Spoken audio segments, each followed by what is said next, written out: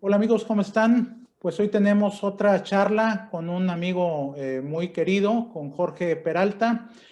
Jorge, ¿cómo estás? Muy bien, Romeo. Muchas gracias. Gusto saludarte. Gracias por invitarme.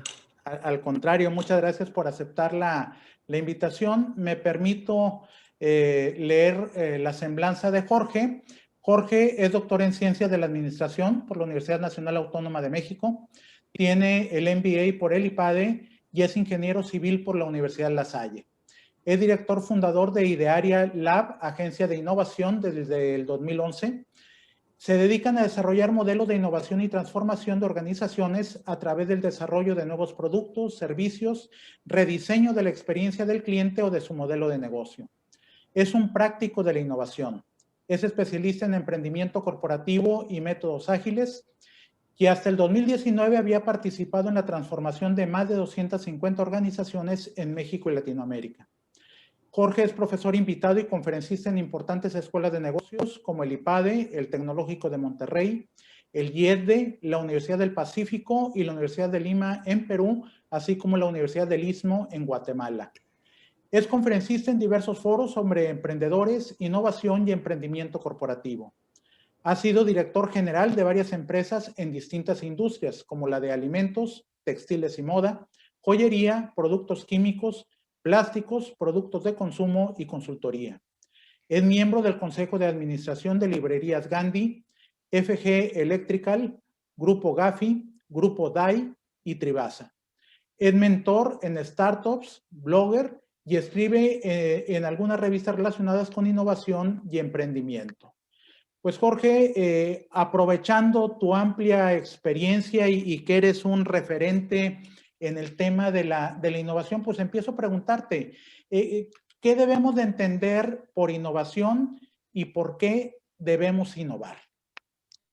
Mira, yo creo que es un tema que se ha puesto de moda en los últimos años y ahora pues se ha vuelto aspiracional para muchas empresas decir que son innovadores. Pero al existir un desconocimiento respecto al fondo del tema, pues a cualquier cosa le pueden llamar innovación, ¿no? Entonces te encuentras con organizaciones que cambian el logo, cambian los colores y dicen, ya estamos haciendo innovación.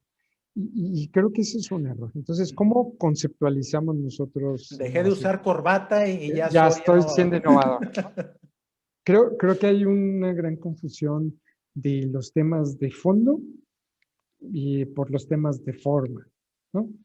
Y inevitablemente la innovación tiene que ver con un cambio, con un tema de cambio, ¿no? Innovación está relacionada con el cambio, pero es necesario decir que es un cambio que implica valor. Todos los mexicanos tenemos experiencia de que también hay cambios que te llevan a retroceder, ¿no? Y Claro. en realidad el cambio con valor es a lo que le podríamos llamar innovación. Y ese es un primer elemento, ¿no? Cambio con valor. Por otro lado, hablar de innovación es hablar de un tema de futuro. Por lo tanto, hablamos de un tema de incertidumbre porque no tenemos bola de cristal. Entonces, la innovación entonces es eso, un proceso de cambio con valor que te lleva a plantear el futuro con incertidumbre, ¿no? Y es así como lo definimos nosotros, ¿no? Existe mucha confusión, déjame ponerte un ejemplo con la creatividad.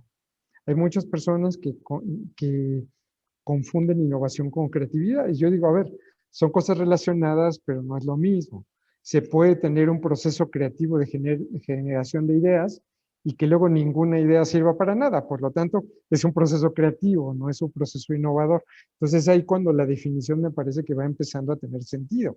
Es un proceso de cambio, los procesos creativos son procesos de cambio, pero si no agregan valor, entonces se queda en creatividad, no en innovación. Muy bien. Muy interesante. Bueno, y todas las empresas tendrían que innovar, o sea, déjame de hacerla de abogado del diablo. O sea, si me está yendo muy bien en la organización, pues ¿para qué le meto ruido? O sea, como dicen allá en mi Claro. pueblo, si el niño no llora, pues ¿para qué le ¿Para cambio el qué? juguete? Sí, fíjate que creo que si esta pregunta me lo hubieras hecho hace 10 años, te diría que tienes toda la razón. ¿Para qué innovar si nos está yendo muy bien? Y es ahí cuando te das cuenta que las empresas, cuando están en la cima del éxito, les cuesta mucho trabajo innovar, porque ¿para qué un cambio con valor si hoy estoy recogiendo todo el valor posible? La dificultad radica en que no todo es para siempre y los modelos de negocio caducan.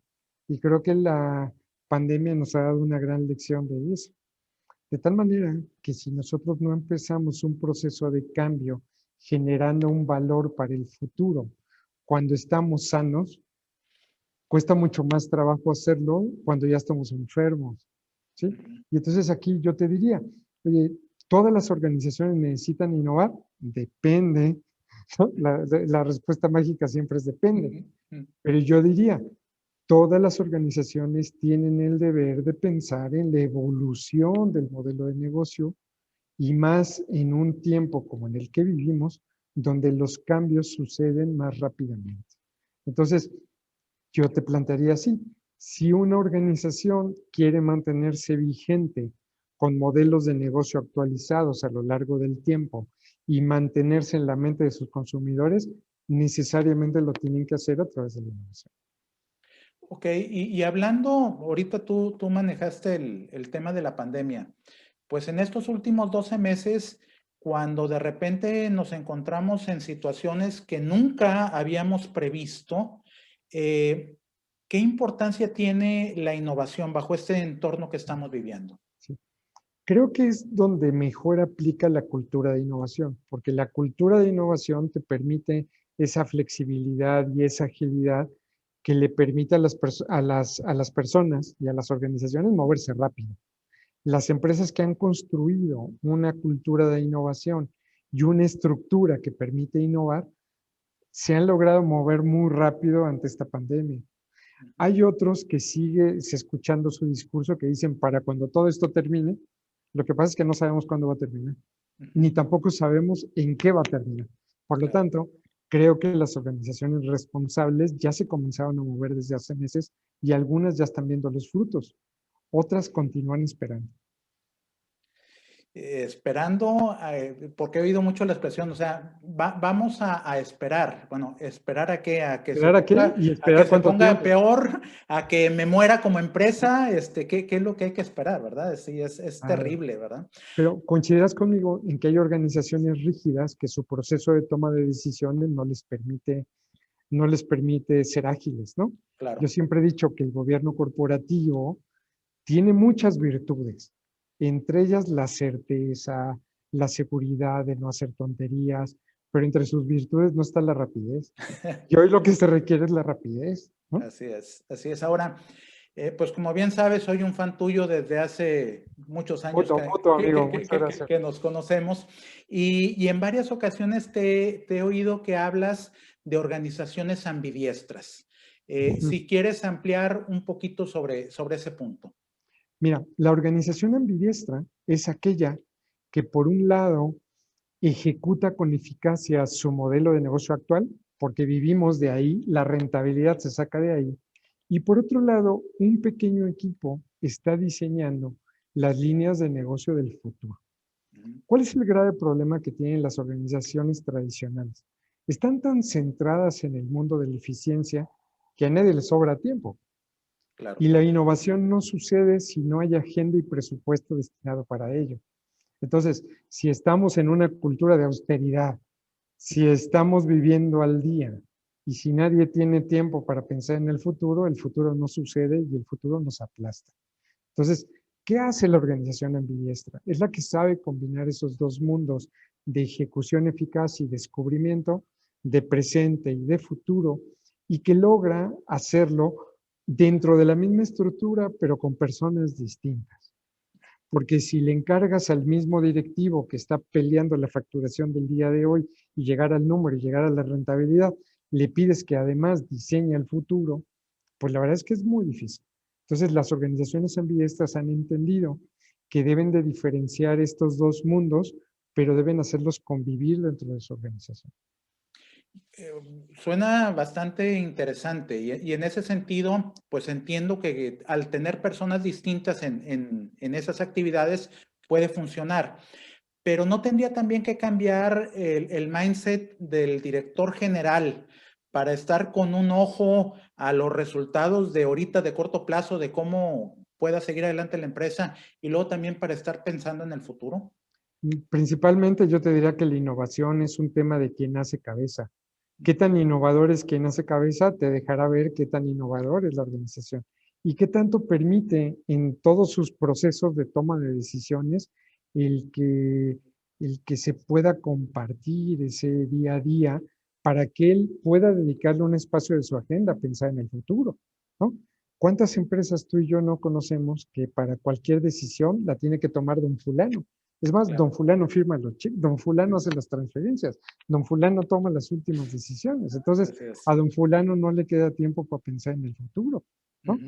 Entonces, de repente, este romper con el status quo, romper con nuestras costumbres, romper con los horarios, romper con ir al golf entre semana, todas esas cosas cuesta trabajo y la innovación requiere tiempo y presupuesto.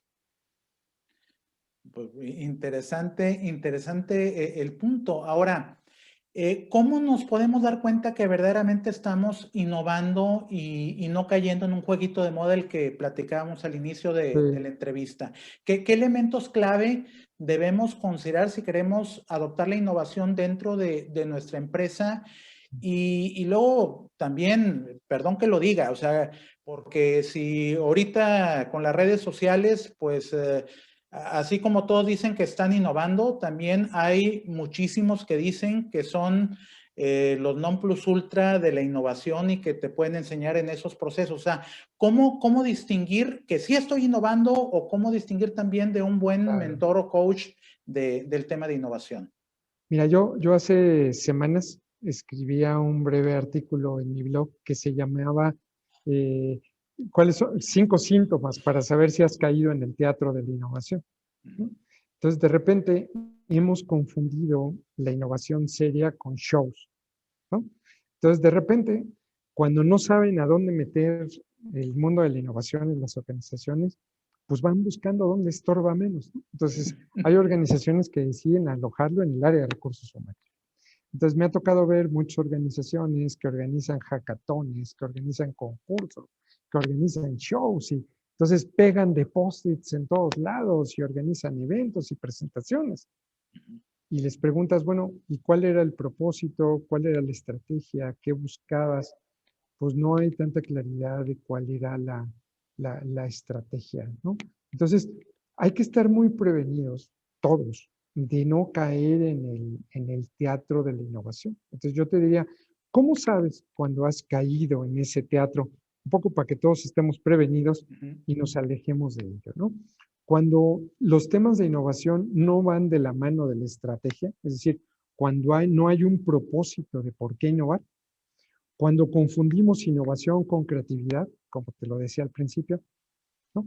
Cuando falta un método, cuando no tengo un equipo realmente enfocado con liderazgo que se pueda dedicar a los proyectos y cuando no tengo una red de colaboración que me puede suplir aquellas cosas que me faltan, lo más probable es que esté cayendo en el teatro de la innovación, ¿sí? La innovación es un tema de estrategia, por eso es un tema de dueño, ¿sí? Nosotros nos encontramos con que a veces cuando la innovación se lo encargan a un tercer nivel, te das cuenta que en realidad entonces es un tema que no les importa. Solo lo hacen para cumplir el requisito de que ya están innovando y que ya tienen procesos. Hace poco me decía una empresa, es que ya lo dijimos en la declaración de la misión y la visión y ya se viene la revisión del ISO y no hemos hecho nada. Yo diría, pues mira, es más vale que digas que no has hecho nada a que hagas algo que solamente va a vacunar a tus empleados y que los va a confundir sobre lo que es innovación. En cambio, cuando hay un propósito claro de crecer ventas, de ganar mercados nuevos, de desarrollar líneas nuevas, de cambiar el mindset de la organización, ahí sí tenemos materia prima para trabajar. Entonces, ¿cómo te das cuenta? Respondiendo específicamente a tu pregunta, cuando la innovación no tiene un propósito desde la estrategia, entonces no lo hagas porque no te va a ayudar a ningún lado. Muy bien. Y finalmente, Jorge, te preguntaría, pues tú con la perspectiva que tienes al ver a las empresas con las que trabajas tanto aquí en México como en Latinoamérica, ¿cómo ves los procesos de innovación en estos países? Mira, como tú bien lo dices, no puede haber empresas innovadoras si no hay personas innovadoras.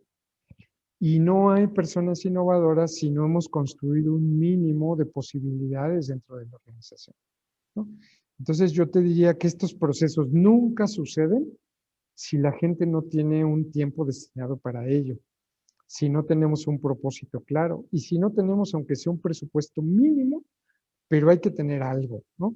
Y sobre todo cuando las métricas con las que medimos si vamos teniendo éxito con estos temas o no, pues son muy claras, que nos van diciendo si hemos desarrollado productos nuevos, si hemos desarrollado mercados nuevos, si hemos mejorado el gasto operativo o si tenemos una nueva línea de negocio.